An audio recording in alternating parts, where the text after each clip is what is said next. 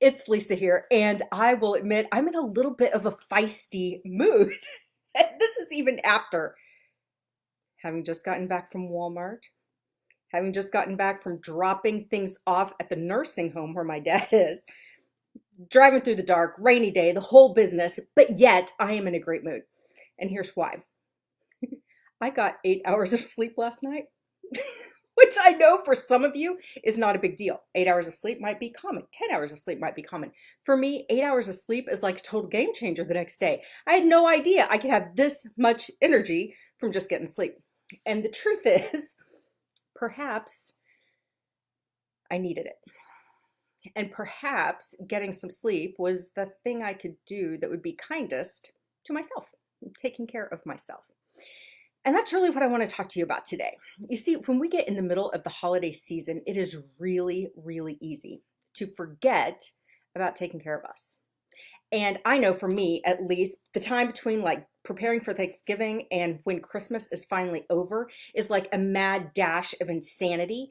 And it might be a little different this year. We've had plenty of mad dash of insanity all freaking year long. But there's something about this holiday season that people spend a lot of time trying to make other people happy, whether it's through the decorations and, the cooking and the presents and all the stuff. And often we forget or choose not to invest the time that it takes to take care of us so that we are actually staying healthy and happy and finding our joy in a way that allows us to actually be there, not only for ourselves, but for other people in a little bit bigger way. Yesterday I had a chance. I was so excited about this to take three of these. So this is the book that I published 2 years ago, 2018, to take three of these and drop them off. So one went to the UK, one went to Kansas City, and one I actually got to hand deliver to my friend John Cooper, whom I write about in the book. And, one of the concepts in this book is that as we are busy taking care of other people, as we are busy committing to our cause, making our difference in the world, whatever it is, trying to make a difference in other people's lives, which is often what we're trying to do around the holiday season, how important it is to make sure that we're taking care of ourselves in the meantime. And this whole idea of soulful service, serving from an overflowing cup rather than an empty cup.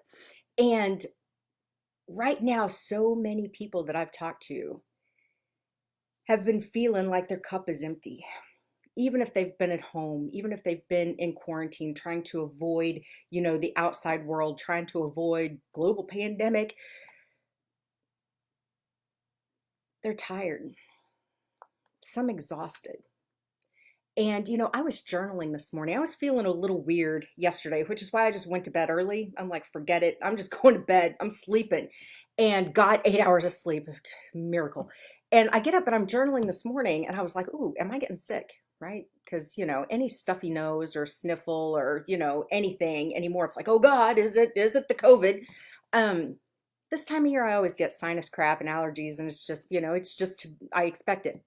But this morning I'm journaling. I'm like, hey, am I getting sick? And what came out in my journaling is you're not sick.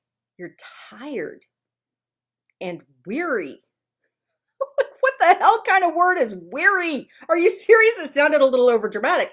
But the more I thought about it, I was like, that kind of fits for this year. This idea of just being worn out, tired, and weary.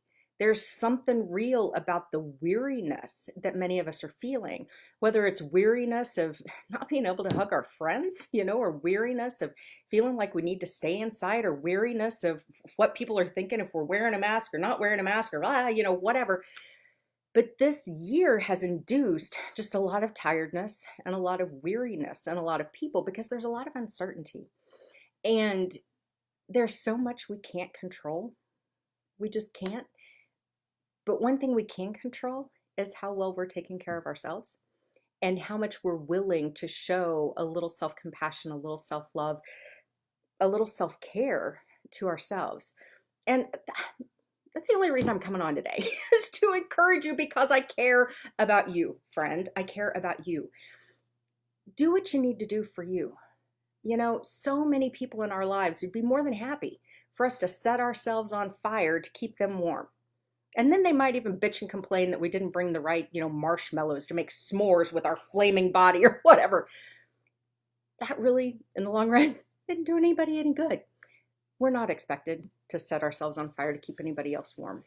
And when we continue running around and not taking care of ourselves in the effort to make everyone else happy, that's basically what we're doing, is setting ourselves on fire to keep other people warm.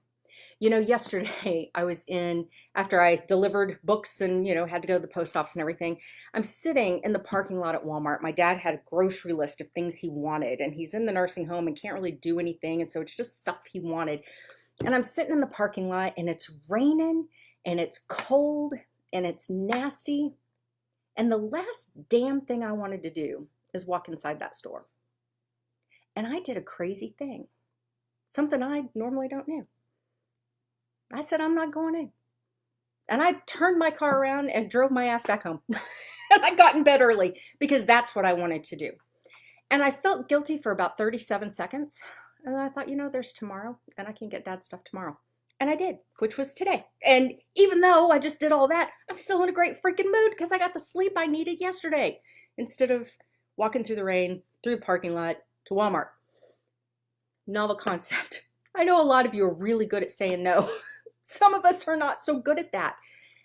This holiday season, all I'm encouraging, do what you need to do for you.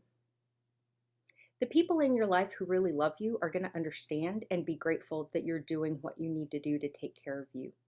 Because ultimately, when we do that, we're in a better spot to be able to be there for other people too. Even if there's nobody else in your life, even if we take everybody else's opinion off the table, you are worth your time and attention because you're you. You are totally worthy of that. You are totally deserving of your own time and attention. You are deserving of the sleep that you might be missing out on. You're deserving of that long salt bath if that's what you want to take. You are deserving of doing what you need to do to look out for your mental and emotional and physical and even spiritual well-being. That is true all the time, but especially during the holiday season, we sometimes forget that, or we sometimes put that on the back burner while we're busy doing everything for all the other people, which can also bring us joy, but can also run us down. And so, with all the joy of the holiday season, just make sure you're investing some of that joy back in yourself, because you truly, really are very much worth it. And as your friend, I will be incredibly grateful if that's the case.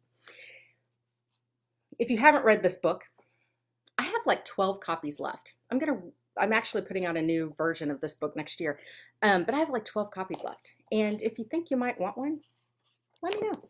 Let me know. I mean, I know you can get it on Amazon and stuff too, but I'd love to get rid of the copies I have.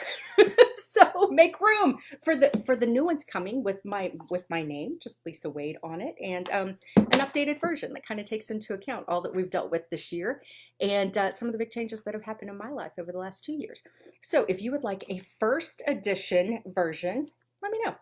And either way, take care of you, please. You're worth it.